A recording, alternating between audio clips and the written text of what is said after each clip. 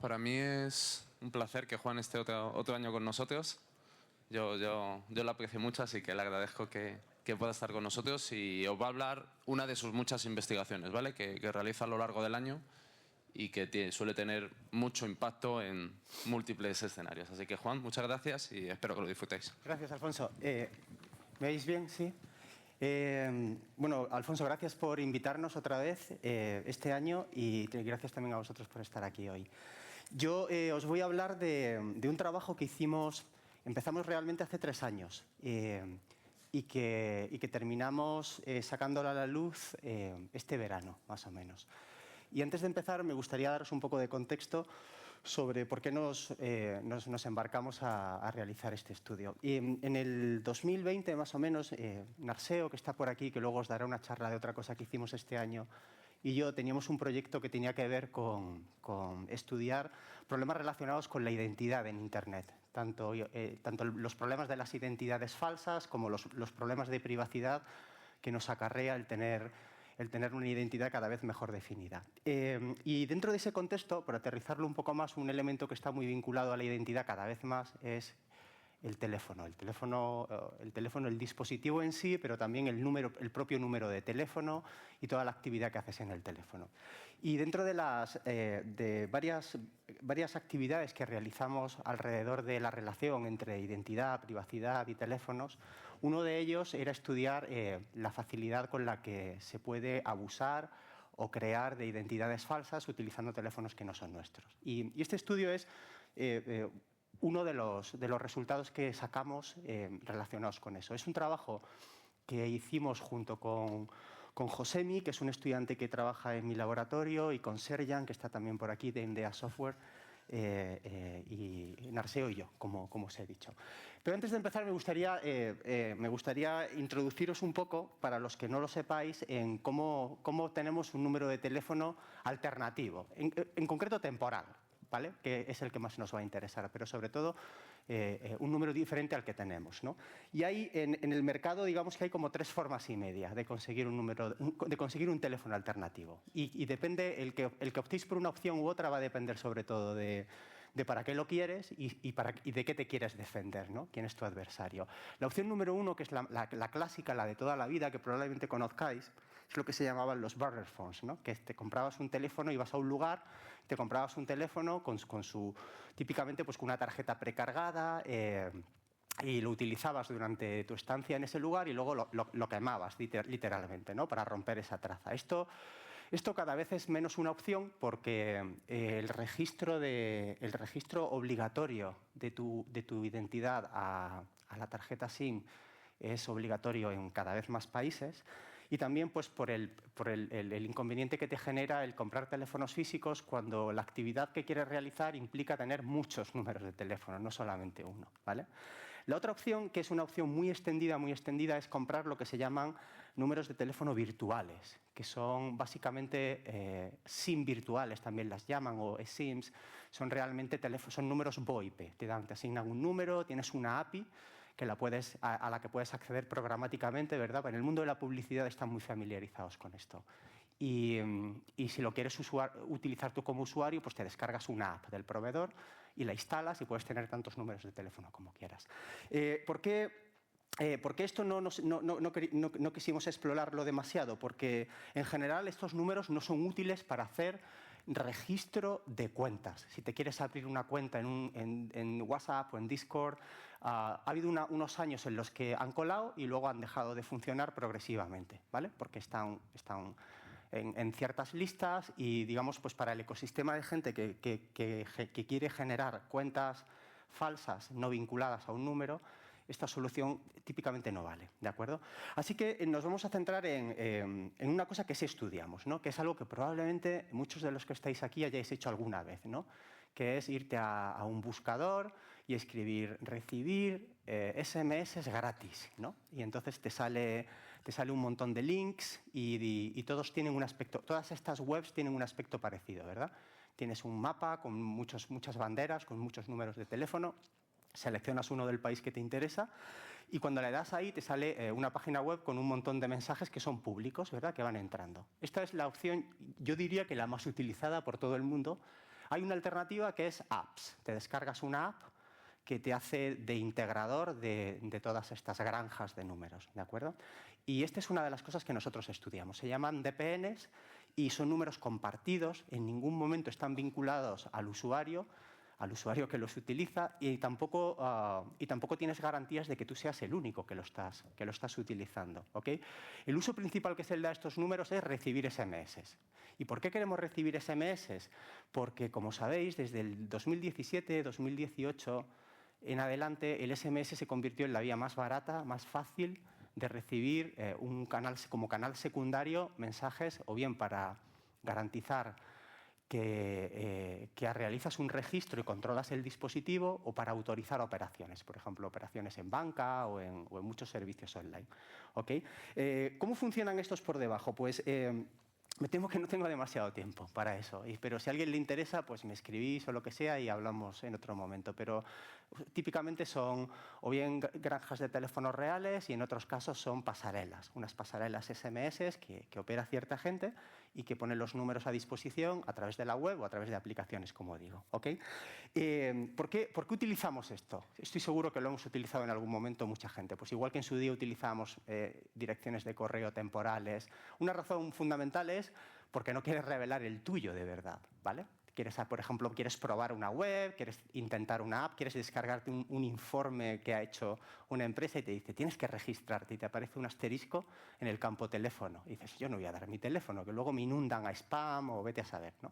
Y entonces pues te vas a un sitio de estos y coges tu teléfono y lo pones. Este es un uso estándar. Luego hay gente que es un poquito más profesional, que lo que hace es barrer sitios donde hay ofertas. Uber Eats sufrió esto durante mucho tiempo, lo sigue sufriendo, luego os contaré. Y entonces pues utilizas un montón de números para obtener descuentos, por ejemplo, códigos de descuento, ¿no? Esa es una opción. Pero lo que nos planteamos es hacer un estudio más sistemático de esto y más a escala. Había un estudio anterior en el año 2017 que hizo Reeves y otros que querían ver qué relación había entre esto y el mundo del segundo factor de autenticación, porque, como sabéis, hasta hace muy poco todavía sigue habiendo muchos servicios que el segundo factor de autenticación es un SMS. Vamos progresivamente migrando hacia soluciones que son más robustas, pero todavía sigue habiendo muchos. Pero este estudio era antiguo, era del año 2016-2017, y en el año 2021-2022 el escenario había cambiado mucho. Había cambiado mucho porque la penetración de los segundos factores de autenticación basados en SMS fueron mucho mayor, era en torno al 85% más o menos, y se utilizaban también para autorización. Entonces nos hicimos 3 preguntas, que estas son un poco las que vamos a intentar responder aquí. ¿Cuánto se utiliza esto? ¿Para qué servicios? ¿Para qué servicios globales o locales en Internet? ¿Y para qué propósitos? Y si se puede abusar de ello, ¿no? Y estas son las 3 cosas que nos planteamos. Y para ello necesitamos datos, ¿no? No sé si conocéis a Edwards Deming, que es un señor que transformó el concepto de productividad en el mundo de los negocios, pero tiene una frase muy buena que dice, sin datos no eres más que otra persona con una opinión. Y las opiniones, como dijo Harry el Sucio, todos tenemos una, ¿no? Así que nos planteamos el recopilar datos. Y para eso os voy a contar muy brevemente lo que hicimos hace algo más de 3 años. Empezamos a recopilar plataformas, pasarelas de SMS públicas. Para eso tiramos de 2 fuentes, una que os voy a contar y una que no. La que os voy a contar es la lista de Tranco. La lista de Tranco es una lista de los dominios más populares de Internet, tiene una metodología muy bonita detrás, hay literalmente millones, ¿no? Y tienes asociados el nombre de dominio. Y lo que hicimos con esta lista es hacer una búsqueda, digamos, pues como lo que uno haría en Google, pero de una forma un poquito más profesional, buscar dominios cuyo nombre incorpore palabras como SMS, mensaje, recibir, gratis, verificación, código y todo esto, ¿de acuerdo? Y luego hicimos un proceso de validación manual para descartar falsos positivos, dominios que están aparcados, pasarelas que están, no sé cómo se dice, still caducadas, pues como que ya no existe. Estuvieron en su día, están en el rango, pero ya no están. Que esto pasa, luego os lo contaré. Y algunos agregadores. Con esto encontramos 29 pasarelas, que son más o menos 4 más que el estudio de 5 años antes. Algunas vía Google, otras vía Tranco, y otras pues, por otros procedimientos. Y empezamos en el año 2021, empezamos a scrapear estos estas webs, ¿no? ¿Cómo lo haces? Pues algunas son muy sencillas porque no tienen captchas y entonces pues simplemente tienes que visitarlas periódicamente con cierta gentileza, digamos, ¿no? Pues 2 veces al día, 1 vez cada hora, para no saturarlas, ¿vale? Y ahí lo que haces es ir cogiéndolo todo. Y en otras pues hubo que ir improvisando soluciones cada vez más imaginativas para recoger todos los datos. Empezamos en mayo del 21, estuvimos casi 2 años cogiendo del orden de 17.000 números de teléfono diferentes en estos 2 años y casi 71 millones de mensajes que se habían recibido en estos 17.000 números de teléfono. Y dijimos, bueno, ya tenemos los datos, ¿ahora qué hacemos con ellos, ¿no? Estuvimos una temporada intentando darle sentido a ese conjunto de datos, porque 71 millones de mensajes son muchos y además son cortos, que eso complica mucho la situación. Lo primero que vimos fue, a gran escala, preguntas como, por ejemplo, ¿cuánto dura un número de teléfono online antes de que desaparezca, ¿no? Estas pasarelas suelen durar más o menos 1 año. La mayor parte de los teléfonos, de los DPNs, duran aproximadamente unas cuantas semanas. Aparece un número de teléfono, dura unas cuantas semanas, recibe muchos mensajes y luego desaparece. Esto es importante porque te da una idea de la volatilidad que te va a dar ese número si lo vas a utilizar para, por ejemplo, registrar una cuenta. Si tu propósito es one shot, pues no pasa nada. Pero si lo quieres utilizar para largo, pues no es una buena opción. También, como suele suceder en muchos otros fenómenos en Internet, debajo, digamos, de la capa de nombres hay menos actores de lo que parece, ¿no? Entonces hay mucha compartición de números entre plataformas. Por ejemplo, smsfree.cc es un agregador de un montón de otras webs. Y te das cuenta que los números aparecen en múltiples sitios a la vez, porque comparten la pasarela o porque comparten la API que hay detrás. Y también encontramos, aunque de esto hoy no os voy a dar datos, que hay vínculos con un negocio que hay en los mercados, digamos, ilegales, de venta de cuentas que están, de PVAs, ¿no? Estas cuentas que están verificadas con un número de teléfono. Pues hay cierta conexión entre digamos, el dominio de los VPNs y este dominio. Bueno, dicho esto, nos planteamos, vamos a meterle mano a los datos. ¿Qué hacemos con 71 mensajes cortos? Y aquí, por un lado, el énfasis es en 71 millones, pero también el énfasis es en cortos, porque el hecho de que sean cortos nos complica mucho la vida. ¿Por qué nos complica la vida? Porque cosas como, por ejemplo, la detección del lenguaje fue un quebradero de cabeza. Josemi y Serjan, que está aquí, se dejaron los dientes probando 1000 cosas para detectar el lenguaje en mensajes que son muy cortos, porque, digamos, los algoritmos usuales que existen para decir si algo está en un idioma o en otro no funcionan bien cuando lo que le pasa son muy pocos caracteres, ¿vale? Están pensados para textos de cierta longitud. Así que tuvimos que improvisar un montón de artefactos, que os voy a contar aquí 2 o 3, como primero realizar una normalización, eliminar diacríticos y tildes y cosas así. Y en segundo lugar, empezar a descartar. Por ejemplo, aquellos mensajes que contienen unas ciertas keywords, sabemos que son identificativos de un lenguaje, pues esto automáticamente dices, vale, pues si tienes todo esto, está en español, ¿de acuerdo? Para aquellos que esto no funcionaba, por ejemplo, cuando te encuentras un mensaje de ese tipo, utilizábamos scripts. Y con estos scripts pues nos dice esto es de bengalí y ya está. Lo sabemos por los scripts. En casos en que ni los keywords ni los scripts funcionaban, tenemos que recurrir a truquillos como los glyphs, que identifican en este caso pues un mensaje que está escrito en turco, ¿de acuerdo? Y para todo lo demás, enegramas.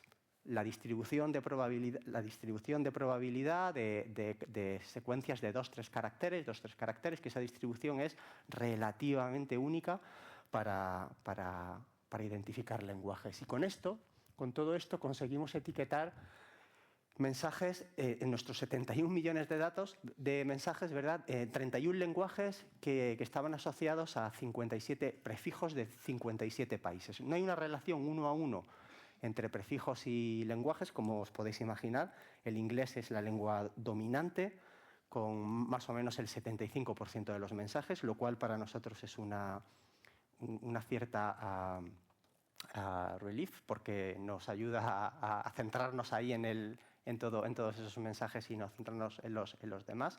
Y hay una cola muy larga de lenguajes que yo no conozco y que ninguno conocíamos, y que esto supuso muchas limitaciones a la hora de analizarlos. Una vez que identificamos el lenguaje, el segundo problema era ¿de qué servicio viene esto? ¿Es un SMS que viene de Google, que viene de Uber, que viene de WhatsApp? ¿Cómo hacemos eso? Porque en algunos casos no es posible. Por ejemplo, mirad aquí el primero de todos que aparece a la izquierda. Te dice IMO code es lo que sea. ¿Qué es IMO? Pues igual alguien dice, sí, claro, es muy conocido, yo no lo conocía, ¿vale? En otros casos está en español y te dice, su código de registro es 1234. ¿Y de dónde viene eso? Es literalmente imposible saberlo, ¿ok? Así que este problema no fue fácil y hubo también que improvisar muchas soluciones. Al final lo que mejor funcionó es un agrupamiento, un clustering, ¿okay? En el que los mensajes se agrupaban por similitud, porque los mismos proveedores tienden a mandar los mensajes, digamos, de una forma con los mismos patrones, en algunos casos autoetiquetados, y con esto, pues agrupándolos y con un proceso de verificación manual, nos permitió agruparlos en todos estos, ¿vale? No me voy a detener mucho en los algoritmos, los dejo aquí por si alguien quiere echarle un vistazo rápido, pero básicamente la identificación del servicio está basada en utilizar keywords, utilizar listas, unas allow lists de nombres de servicio bien conocidos y luego un etiquetado, ¿de acuerdo? Y para la identificación del propósito, con normalización, una medida de distancia, un clúster y muchas horas de trabajo manual, ¿vale? Con todo esto encontramos nos centramos en los 212 servicios más populares en todo el planeta, ¿vale? A nivel global, que corresponden a 46 millones de mensajes, más o menos el 65% del dataset. Del resto, a saber lo que hay ahí, porque son servicios locales, muchas veces, pues alguien que se ha registrado en una tienda que vende flores en Nepal, y a saber, es imposible saber el nombre de la tienda, el nombre del servicio y el propósito, ¿ok? En el ranking destacan, pues, sospechosos habituales, ¿verdad? Gente como Uber, como Dent, que es un caso súper interesante, redes sociales y muchas otras detrás, ¿de acuerdo? Pero vamos a volver a las preguntas originales. ¿Se puede utilizar esto para registrar cuentas? ¿Está la gente utilizando esto para registrar cuentas? Pues la respuesta rápida es que parece que sí. El 77% de los mensajes de esos que encontramos contienen un OTP, ¿vale? Uno de estos códigos que te mandan típicamente o para confirmar un registro o para autorizar una operación. Y esto es un incremento bastante importante con respecto a lo que se venía observando en años anteriores. No vimos tantos links. Una de las cosas que no conseguimos hacer fue analizar los enlaces, porque nos dimos cuenta demasiado tarde que queríamos analizar esos links, a dónde apuntaban, cuál era la landing page y todo eso. Pero cuando fuimos a resolverlos, porque claro, en los SMS la mayor parte de los enlaces están acortados, ¿verdad? Y los servicios de acortamiento son un poco volátiles. Entonces, cuando coges una URL que se generó hace 2 años y vas al shortener, te dice que ya no existe. Y entonces no pudimos averiguar la landing page de un montón de servicios, lo cual es una pena.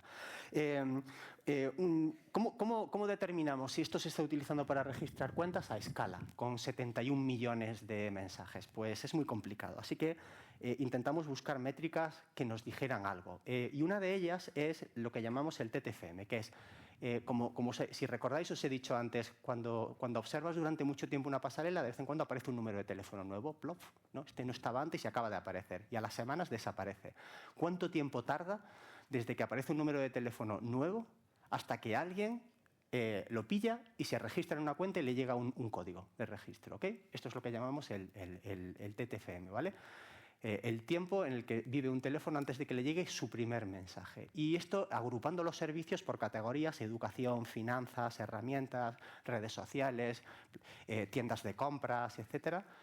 Calculamos estos tiempos y los agrupamos. En muchos casos, como podéis ver ahí, si es que podéis verlo porque hay demasiada información probablemente, en algunos casos en menos de un día. Es sencillamente cuestión de minutos o horas, aparece un número de teléfono y ya alguien lo ha cogido y se ha intentado registrar. Y esto te da una idea de que hay un cierto ecosistema de usuarios que hacen uso de esto, porque en cuanto pones un nuevo elemento en el mercado, alguien lo utiliza muy rápidamente, ¿ok? ¿Sí? También medimos el número de mensajes para los que se utiliza y los datos son muy diferentes dependiendo del servicio. Hay servicios como Uber o como PayPal que pueden recibir fácil 70, 200, 300 mensajes al día de intento de registro. ¿Okay? En estos servicios, en muchos de estos servicios hay un incentivo muy importante por ser el primero en coger un teléfono, porque algunos de ellos, cuando intentas registrar una cuenta, aunque tengas, por ejemplo, un email diferente o otro identificador permanente que sea diferente, si te registras con un número de teléfono que ya está asociado a otro usuario, no te aceptan el registro de la cuenta, ¿vale? Y porque creen que es una vía de canalizar muchas cuentas hacia un mismo número, ¿ok? Con lo cual, pues la gente que pretende construir pues, una granja de bots o sencillamente un montón de cuentas y quiere hacerlo a escala, está muy incentivada a ser el primero en coger un VPN, ¿vale? Porque si tardas un poquito, te lo han quitado, ya no lo vas a utilizar. Y lo que está claro es que hay procesos automáticos, ¿de acuerdo? Algo parecido a lo que nosotros hicimos, tiene que haber gente que también lo está haciendo porque la ratio de mensajes así lo destaca. Y como quedan 5 minutos, ¿verdad? 10 minutos, fenomenal. Y os he dado un montón de gráficas y un montón de ratios y también quería dejar algún minutito por si hay alguna pregunta, pues lo que voy a hacer ahora es mostraros algunos ejemplos de SMS. Nosotros en general no los miramos demasiado porque las preguntas que nos interesaban son a gran escala de estudio del fenómeno, pero sin aterrizar en los ejemplos concretos, pues no te haces una idea de cómo puedes contrastar que efectivamente eso está pasando, ¿vale? Y lo que hicimos fue coger algunos para verlos y para otra presentación que hicimos de esto, que hizo Josemi este verano en TMA. Y luego yo el otro día, cuando ya Alfonso me confirmó que quería que diésemos una charla de esto, pues cogí la base de datos, me conecté a la base de datos que estaba ahí un poco parada y empecé a lanzar queries a ver si construía algunos casos que podía ser de interés pues, para una charla como la de hoy. Y lo que he hecho ha sido agruparlos por diferentes tipologías. Por ejemplo, mensajes que tienen que ver con descuentos, ¿no? Con descuentos y con pruebas gratuitas. Pues hay un montón, ¿no? Por ejemplo, este es de un tal John que se ha registrado para recibir 1 hora gratis de algo de física en un servicio que se llama Byju's. ¿Okay? Pues lo conocéis, ¿de acuerdo? Pues esto es un ejemplo, ¿no? Flixbus, que es un servicio de autobuses europeo, pues cada vez que te registras te dan un código de descuento. Este, por ejemplo, pues es válido hasta el 16 de enero del 22 y te dan este número, ¿no? NCVK, etcétera, ¿no? Pues estos son mensajes típicos que si os pasáis mucho rato navegando en páginas de VPNs o en aplicaciones veréis que entran. Este es un caso curioso porque no solamente refleja el que se utiliza para descuentos, sino también que hay un abuso, ¿no? Y este me llamó la atención. Hay un programa que te hacen un descuento para lavar el coche, ¿de acuerdo? Para lavar el coche y cada vez que te registras te dan un código único. Y entre el 17 de mayo y el 20 o el 22 de mayo hay decenas y decenas y decenas de mensajes como este sistemáticamente espaciadas muy poco tiempo a diferentes números de teléfono, ¿no? Y es alguien que dijo, pues me voy a coger 50 códigos para estar lavando el coche todo el verano gratis, ¿no? Probablemente, porque es una correlación muy fuerte, ¿no? Es un caso interesante. ¿Qué más? Phishing. Sabéis que el phishing a través de SMS pues ha sido relativamente prevalente, bueno, y sigue siendo, ¿no? Y hay muchos casos, pues los típicos de correos, que aquí busco unos ejemplos en español, en castellano, y entonces pues están los típicos de no se ha podido entregar el paquete, haz clic aquí, ¿no? Y si haces clic, pues todo el mundo sabe a dónde te lleva esto, ¿no? Muchos de mensajería, los típicos de banca, que son claramente phishing, otros no son phishing, ahora os contaré alguno, y que te dice, pues te ha bloqueado la tarjeta, haz clic aquí para desbloquearla, ¿no? Y cuando resuelves esa URL, pues vas a una landing page que está típicamente controlada por un atacante, ¿de acuerdo? Esta es de la agencia de Hacienda, diciendo le corresponde, no es un typo, es tal cual, le corresponde un reembolso del impuesto en valor de 1.184,56 euros. Haz clic en agencia tributaria etcétera, ¿no? Y son ejemplos clásicos de phishing que todo el mundo sabía que existían. Este es un ejemplo muy bonito porque es un ejemplo de Google Voice que está a caballo entre el phishing y el fraude, y es para hacer lo que se llama phone chaining, ¿no? Que es enganchas el contestador automático de un teléfono a otro, y la FTC en Estados Unidos avisó de los problemas que había asociados con esto, me parece que hace 2 años. Había problemas muy serios.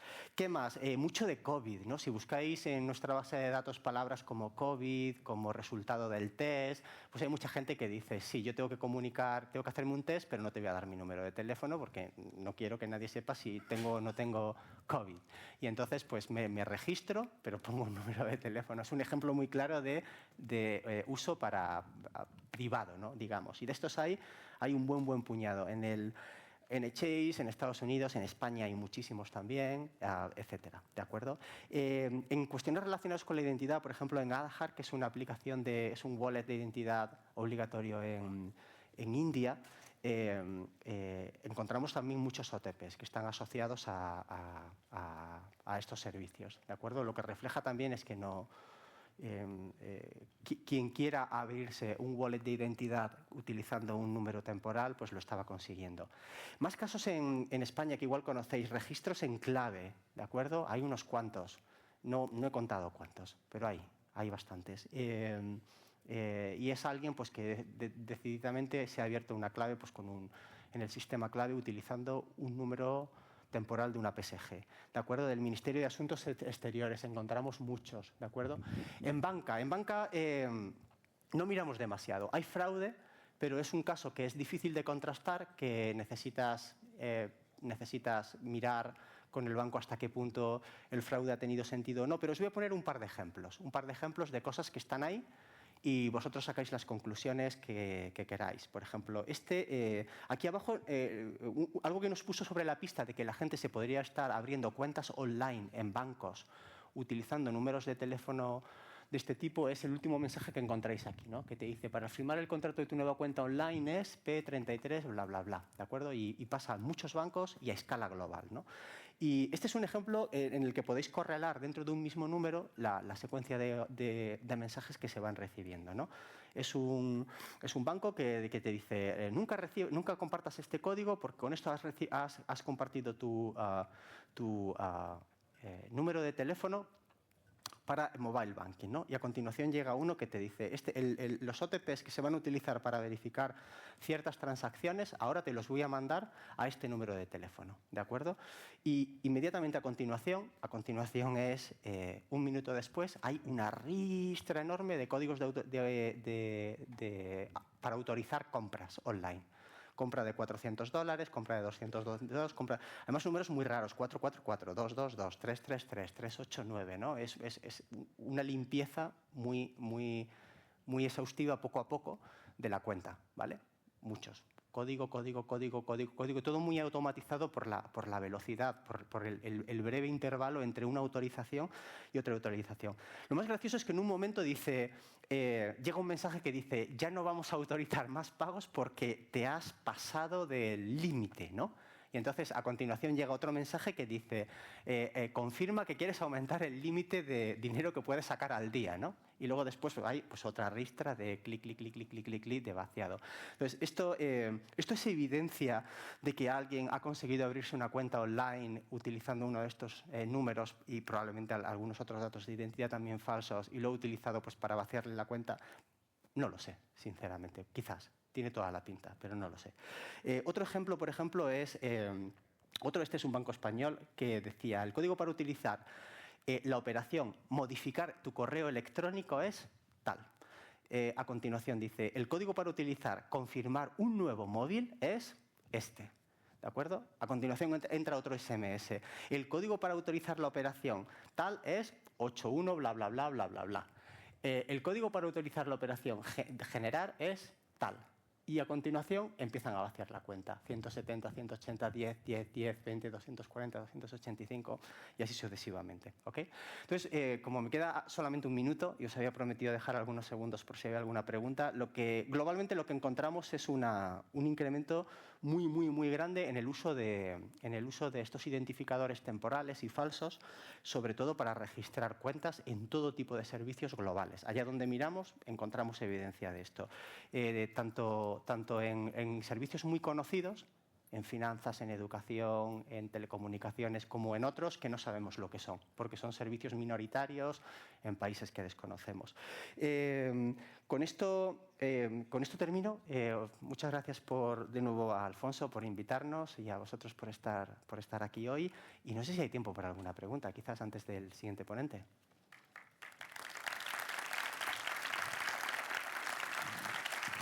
¿Preguntas? Sandra, si puedes. Este año, como no regala radios, pues nadie... Bueno, pero las golosinas están bien, no sé. ¿Alguna pregunta? No veo nada. Sube.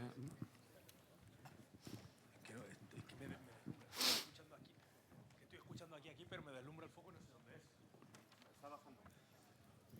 Es que me da el foco en los ojos y no veo quién es. No te vemos, perdona. ¿Quién eres? Levanta la mano. Ya lo tiene por ahí, Álvaro. Ah, vale. ¿Qué tal? Hola. Hola. Hola, Juan. Álvaro. No te veo. Aquí. Ahí, a tu derecha. Tienes un foco encima que me deslumbra. Pero bueno, hola Álvaro. Ahí, ¿qué tal? Álvaro de Fundiente, que hemos hablado alguna vez. ¿Qué tal? ¿Cómo estás? Muy bien, Muy cuéntame. interesante el estudio, gracias.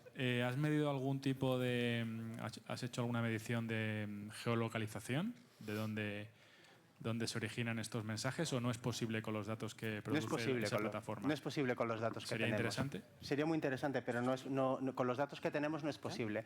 Lo más parecido es el número de teléfono que utiliza para registrar la cuenta porque está implícito país, ¿no? en el Código perfil. de país. Exacto, en el código Gracias. de país, pero no, lamentablemente no tenemos esos datos. Luego hablamos. Gracias. Gracias. Venga, saludos. ¿Alguna pregunta más? Sandra. Pues nada, listo. Nada más. Bueno, pues muchas gracias, Juan, y un fuerte aplauso. Gracias.